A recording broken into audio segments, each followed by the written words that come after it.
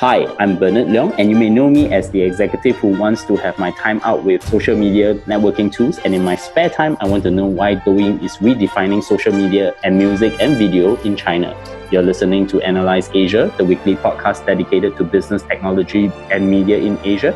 And today I have none other than Matthew Brennan, co-founder of China Channel and host of China Tech Talk. Welcome, Matthew. And it's been some time we have been talking, and it's great to have you back again. Hey, Bernard. Thanks. Good to be back as always, and some interesting topic today, I reckon. And I have been following your podcast a lot. So recently, what have you been up to? Oh, on the podcast, we've had some good interviews. We did C-Trip a couple of weeks back. We've been covering, we've got a good one coming up. I've got another recording after this today where we'll be, so by the time this comes out, that will be probably the top one, which is about company culture in Huawei, just across Chinese tech companies in general. So yeah, I think we're finding some interesting topic and trying to stretch out and cover a wide range of different stuff. So pushing ourselves out of our comfort zone. So recently, both John and you did an episode on China Tech Talk reflecting on the development of China. And I think John, for the first time being the editor, wrote an article in TechNote. So you have been living there for a while. What are your thoughts on China now? I mean, for example, you have Chinese business going really global and some of them still staying within their own borders. I mean, what's the culture and what's the feel, and what are your reflections on John's article?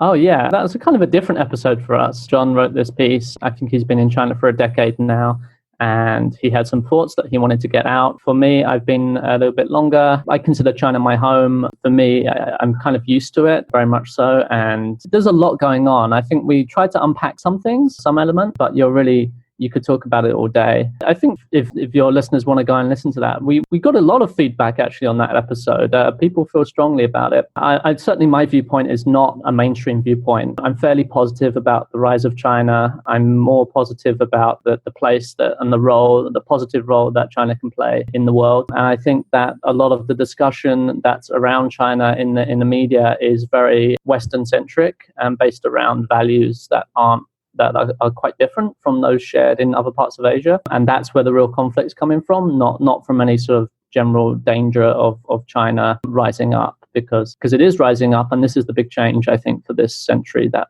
we're going to have to deal with, this shift in mindset, in culture, in power from the West to the East. And just to point our readers to the article that John wrote is called "The China That Can Be Understood Is Not the Real China." And I think that podcast episode did ring a bell on me. And of course, we will privately discuss that in another time. And today, why I got you here is because I wanted to understand a company or an app that is actually under ByteDance called Douyin. And a lot of people have been talking about it. Can you introduce the app Douyin and its connection with ByteDance, the group who also owns Toutiao? Yeah, it's a little bit confusing at first. So ByteDance is the company. They're based in Beijing, and they have two popular apps now. So one is Toutiao, which is called Daily Headline in English. And that one's already been around for a while. It's quite established. It's a news aggregation platform, and it's been very successful in mainland China. I don't believe it's outside China. Or if it is, it's certainly not popular in the same way that it is inside China. The company ByteDance is known for a couple of things. One, their founder insists that they want to be independent from Tencent and Alibaba. These guys that are sort of usually invest in companies like ByteDance, they usually have to take sides, but ByteDance is quite independent.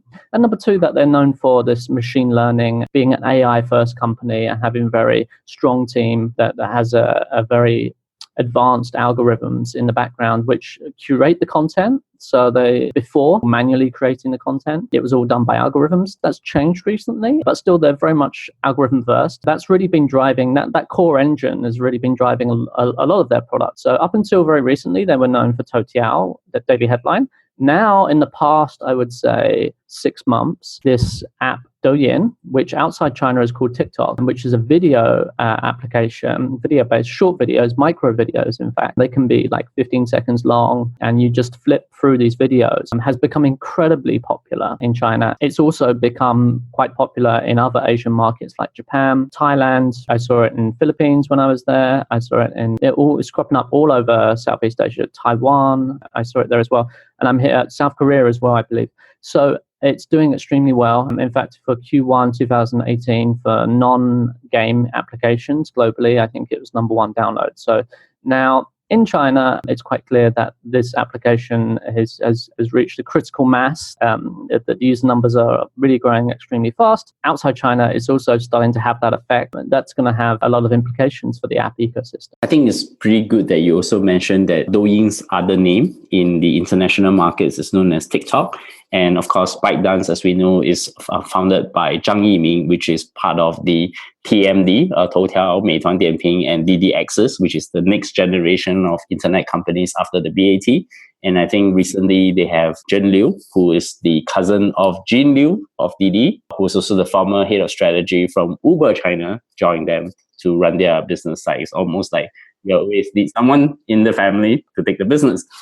Coming back, how does the app work as a short video and music app? And now also even, because I have a little bit of difficulty to think about this app, because sometimes I think it's a live streaming app and sometimes I think it's actually a music or a video app. The app started off as a clone, to my knowledge, a clone of another app called Musical.ly. And Musical.ly was developed by a team in Shanghai, but became quite popular in the States and Europe. And Musical.ly is based around miming to videos. But the user interface on TikTok or Douyin is very similar, but type of content is very different. So whereas Musical.ly was really focused about music and miming and maybe dancing as well, TikTok or Douyin started off that way, but quickly pivoted towards more entertainment, just general entertainment videos. In particular, comedy skits are very, very popular on the platform. But there's a very, very rich content ecosystem they've been able to develop. I know very early on in China, they worked quite well with influencers, and they did a really fantastic job of getting a critical mass of really strong creative to work on the platform. And it's really grown out so that the type of content you can see on there's all different kinds, and the algorithm will quickly work out what you like and what you don't like, and then just feed you more of what you like. Just give you a quick example. There's a lot of foreign influencers, expats who live in China, whether they're studying, usually it's young guys or girls who are studying Chinese or maybe working teaching English, who have built up quite strong channels. There was a couple of them at our conference last year, actually, the China Chat conference in Shanghai. We invited a couple of influencers there, and one from South Africa, one from Argentina. And they, in the past year, I think especially the Argentinian guy has built up a huge following on Douyin. I think he's got something like 2 million followers now. So it's not just Chinese content. There's all kinds of content on there. His channel's about food. So it's really nothing to do with music at all. And it's interesting because there's a side note to this is that ByteDance actually bought Musical.ly in a deal that's worth between 800 million to 1 billion last year. So it seems that the music part is already more or less well solved by Musical.ly. So where Douyin is actually moving is actually in the short video space. Am I right to say that? Yeah, I think that's a really smart move from them as well, because definitely I think you would have seen Facebook try to acquire them if they hadn't have made that move. Because right now where we are, I think things have moved quite fast. Just recently, ByteDance announced that globally now, between TikTok and Douyin, they have 500 million monthly active users. So this is a serious platform now. This is a serious contender to a serious threat to Facebook globally. How does users and KOLs, the key opinion leaders, access the services on Douyin? I mean, what I'm actually asking is, for example, there are two groups of people: the users, people who look at the videos, and then there is also the people who uses the platform itself to generate videos to show to people what they're doing on Douyin itself. The content creators, it's a very rich ecosystem that's developed up. Some of them are very professional. Some of them, anyone can actually publish content. So, for example, my sister-in-law posts videos on there, just her and her child. They don't get too much attention, but she does it and she enjoys it. There's a range of filters that you can use in there and editing tools. And you have to register and provide some verification, as is quite typical in China, that you'll have to actually real name verify your account. Almost anyone, the barrier to entry to become a content creator is very low. But having said that, there are teams producing extremely high quality content as well. How about users then? The users just basically turn on the app, and then basically, is there a way for them to have discovery or curation of content very quickly? Is it some form of following function that allows them to access that content then? Oh, sure. You can follow. You can follow channels that you particularly enjoy. You can do search and search for keywords and find content that way. But to be honest, for the vast majority of users, my understanding is, and certainly my personal experience when I first started using the app, you actually don't use those features. Most people will simply swipe based on what they like and what videos they stay longer on in terms of watching them. The algorithm will take that information and use it to assess your preferences and tastes.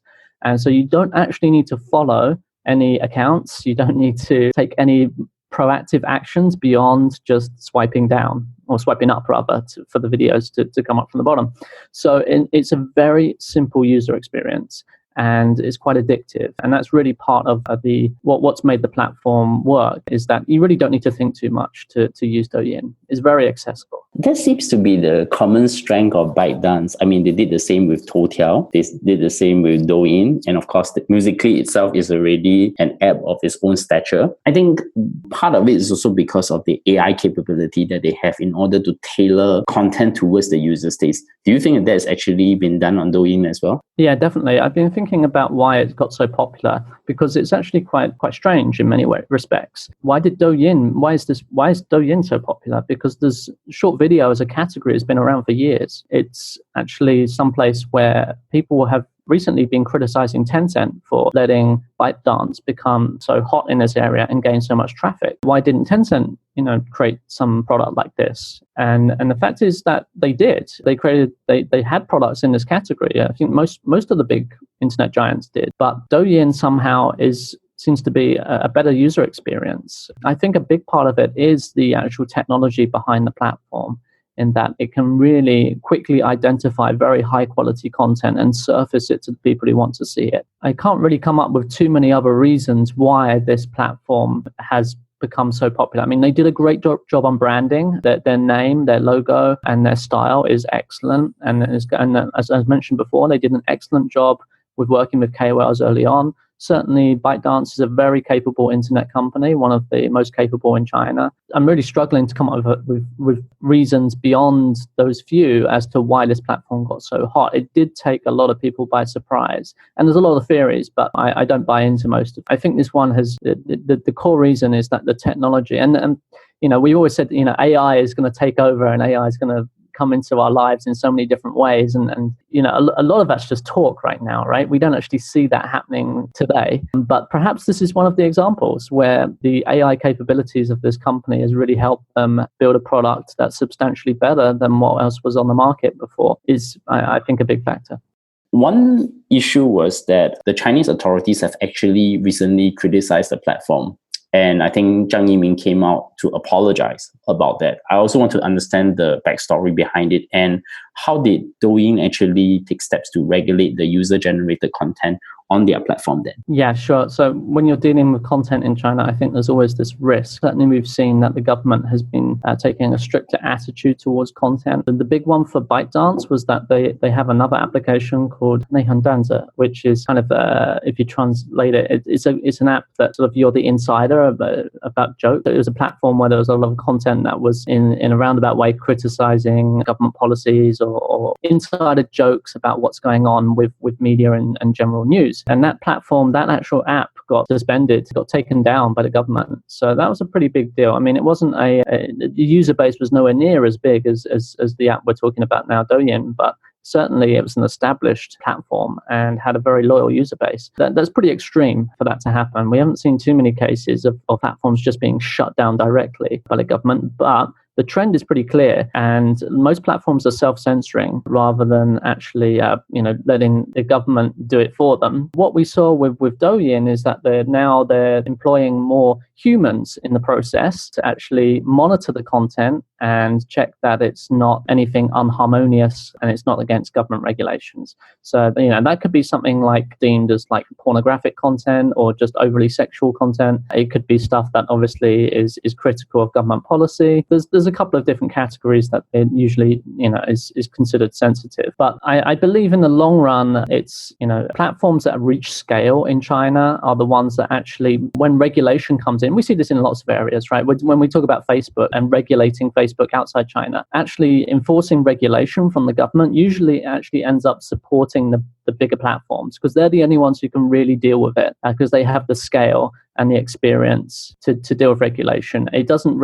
regulation usually hurts the small guys more than the big guys. And I think it's a similar dynamic in China, where actually, yes, in the short term, you'll read a lot of articles saying that Douyin's suffering from government crackdown. But in the long run, actually, these kind of crackdowns support the bigger platforms because that's the way it works with regulations. It's a bit counterintuitive. More regulation also means that they have more inherent competitive advantage in dealing with the problems, and where newcomers might find themselves having a lot of problems coming into it. Exactly. And conversely, you could say, well, if the regulations are heavy, it is bad for them because the kind of content they're taking down from the platform might be the more exciting content, the more interesting content, at least to some users. And so definitely bad for their ecosystem. People will go away. But if they go away, where are they going to go to? If people want content, there's only so many content platforms. I've been reading a lot of articles on Douyin from the Western media and some from within the Chinese media. One thing that doesn't really flesh out completely to me was the business model for Douyin as a platform. What do they usually do? I mean, the only interesting article I've read is that they are partnering with Alibaba on e-commerce. So what is the actual monetization model for this particular platform itself? Yeah. So there's a couple of things. Number one, it will be definitely advertisements, right? So which is pretty, for any content-driven application, adverts is an obvious model. The amount of time, I've heard before that ByteDance counts the amount of time that people are spending in their apps as the key sort of KPI, and they definitely run ads on the platform, and those are like full screen ads. They're quite immersive. I think they actually work quite well, but usually I find I don't want to scroll past the content quite often. I actually want to look at those ads. So that's a good indicator that those advertisements would get a decent return on investment for the companies investing in them. You can have branded accounts, and there's also you're right, they're experimenting with e-commerce. I think there's links up with Taobao stores there, and you can buy virtual coins. There's a virtual currency in the application as well. There is some live streaming in there, although it's not really, I would say it's peripheral to the core experience right now. But I think it's similar to most internet companies in China. They take the view that, okay, if you have huge traffic, then you can monetize that traffic in a variety of ways. It's all about getting the traffic. And Douyin is still an explosive stage right now. The numbers that they released for this year, for January, March, and June, are very different. So it's still in a very, very high growth stage. And we can expect that trend to play out for the next 6 months, where it will continue to grow quite fast. And they're experimenting now, it seems, with like, okay, we'll try a bit of e-commerce. Certainly advertisements will be a big one, and maybe virtual currency and live stream can also be in there as well. These are all very proven monetization models. So whatever fits best with the user experience, I think, is what they'll end up going with more. My guess is it will probably be advertisements. What are the major lessons that one can draw from Douyin's rapid growth and success? I mean, they actually came on pretty recently, and suddenly they sort of became very dominant. I mean, probably just because ByteDance have already two very successful apps with Toutiao, Douyin, and acquisition of Musical.ly, and of course the app that has gotten banned as well. So what are the things that actually companies can learn from them?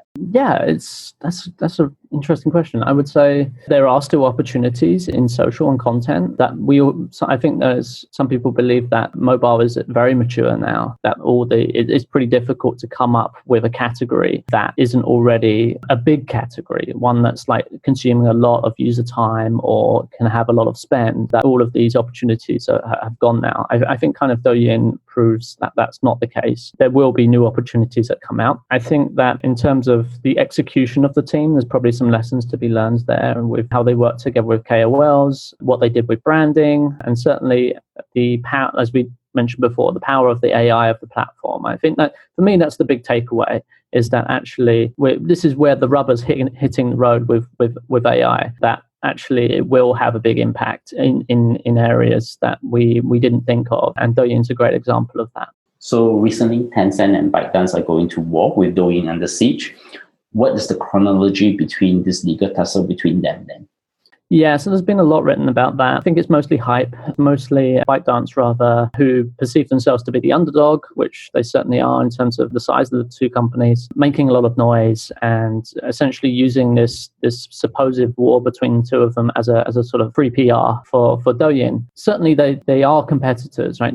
When Douyin becomes very, very popular or Toutiao becomes very, very popular, these products don't compete directly with products like WeChat or QQ, but they do take a lot of time away from users. And so the time is essentially a zero-sum game in terms of how much time we spend on mobile. Actually, in one of the Tencent earnings calls recently, they think Martin Lau tried to say that wasn't the case, that actually Douyin was additive to the whole time that people were spending on their phone. In fact, that Douyin was making people spend more time on their phones, and therefore it wasn't such a zero-sum game as people believe. I find that a little difficult to believe. I think it pretty much, from my personal experience and from speaking to other people in China, I think that the time that people are spending on Douyin or Toutiao is taking away from other products, and some of those products will definitely be Tencent products. So once you've got the attention away, then you can start building on top of that. What we talked about with monetization and what they're doing with experimenting with different models, you're also going to see that with features and functionality. We've seen that Douyin, it hasn't been talked about too much, but Douyin there's something called a Douyin card now, where they're cooperated with one of the telecom companies in China to actually have like a free package. You pay a small monthly fee and you get a free like data package you can get unlimited data for a month. That's something that Tencent's done before quite successfully, but now we're seeing ByteDance do it. So you're going to see them build up their ecosystem a lot more. Now they have this huge traffic, and that's going to start eating into all the other sort of in the area. Everything's built upon the attention and the traffic. So the business models and the opportunities of what I don't think they're going to move into messaging. It wouldn't make sense for them to add that kind of features into Douyin. But there might certainly be more e-commerce, for example, in the platform. That could make a lot more sense. And that would certainly hurt other platforms like Weibo, where people go for that kind of experience right now. And I think there was also lawsuits between Tencent and ByteDance now over Douyin, right? Because they sort of shut down their WeChat public accounts. Yeah, so sharing content on WeChat from a lot of the short video platforms, including Douyin, is blocked currently. I don't think that's going to change. And Douyin makes a big noise about that, saying essentially that Tencent's not playing fair. I would agree that Tencent sometimes uses the advantage that they have of controlling the big social networks to play to their own company. Well, they always do that. They always will shift the if you want to pay for something, the default's WeChat Pay. If you want to download an app, okay, they're going to push you to the Tencent App Store. That's just taken as a given. So if a threat like this pops up, of course they're going to use QQ and WeChat to try and cut it down a little bit. So it's unsurprising that we see them do this, but I think it's par for the course in China. I would expect Douyin to be doing the same if they had that kind of leverage. Do you foresee Tencent would eventually come up with an app that would actually take on Douyin, or are you going to see that they're going to try to do something within WeChat to take on Douyin itself? Not from WeChat. The Douyin user experience really doesn't make sense on the WeChat platform, but we've seen them put their efforts behind a platform called Weixi in English and Weishi in Chinese. And that was actually a short video platform which they had around for a long time, and then they actually shut it down because it wasn't, like I said, short video is not a new category. It's been in China for many years, and so Tencent opened up this platform, and it didn't really do that much. And so eventually they ended up shutting it down, and they've resurrected it. And now that's where they're putting all their effort into this Weixi platform in order to try and create an ecosystem similar to Douyin. Very difficult to do because they're behind now. All the momentum is with the Douyin platform. None of the momentum is with Weixi, but they're using strategies like subsidies for content creators. They've got very generous subsidies for anyone who wants to create high quality content on the platform. They're using QQ to drive a lot of traffic over into Weixi and then promoting it quite heavily because QQ's a platform that's able to reach the younger users quite well. It's actually got a similar demographic to Snapchat in that respect. So they're using a variety of tactics, but I don't have too much hope for it, to be honest. I think this is a characteristic of social networking tools. I guess once you reach scale or critical mass, it's actually very hard for the number two to try to displace the number one. We have seen that many times in the playbook. Yeah, the momentum behind the platform, once it's difficult to get, it's extremely difficult to get that momentum, in fact. But once you've got it, everything sort of, you can do a lot. You can go, and for others to catch up with you once you have that momentum is very difficult. Still, we should never underestimate Tencent. Their execution powers is just amazing. Sure. Yeah, I mean, we saw them in this particular instance. The key problem really is that ByteDance wants to remain independent. They don't want to be. So a typical strategy here would be for Tencent to invest in them. I think that would be the default strategy that they would take. It's not an option here. So they're stuck. They have to build their own product to compete. And in fact, we've seen some rumors recently that ByteDance is going to take investment from Alibaba. I don't know if that's actually true or not. If it is true, that's a huge deal because their neutrality would be broken. That would be quite bad news for Tencent. So, Matthew, many thanks for coming on the show to give my audience an introduction to Douyin and some of the things that it is ongoing with them against Tencent and maybe a potential alliance with Alibaba. So, in closing, two things to ask. The first is, can you recommend a book, podcast, or anything else that has impacted your work and personal life recently?